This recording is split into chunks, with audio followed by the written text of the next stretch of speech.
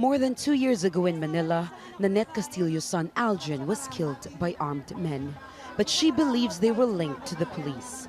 Nanette blames President Rodrigo Duterte's so-called war on drugs for her son's death. And she's become an activist, speaking out against the campaign.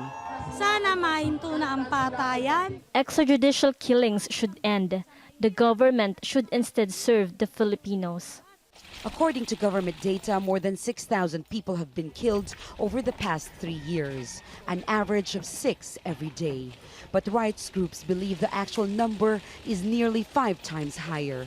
For the last 3 years, killings related to the war on drugs have mainly been in areas of the capital, Manila. But Amnesty International says in its latest report, they're now concentrated in the province of Bulacan in northern Philippines.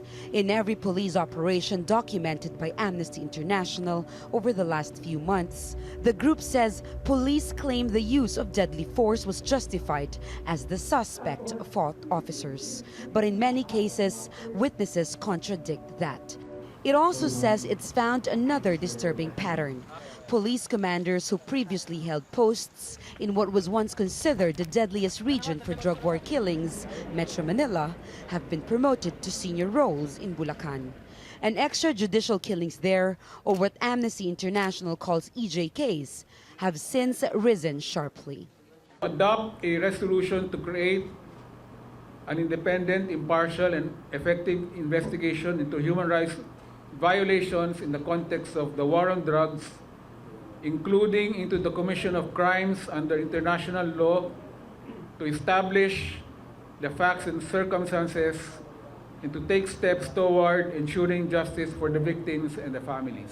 Duterte's government has dismissed Amnesty's report, and he says police operations will continue to be relentless and deadly.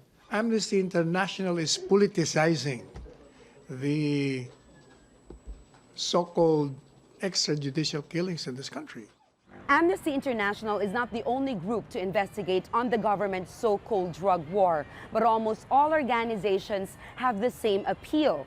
Human rights investigators are calling on the government to revise its anti-drug policies and make those responsible accountable. They also say the international community has not acted swiftly enough, which just emboldened many members in government to impose a wider crackdown on independent media, rights investigators, and political activists.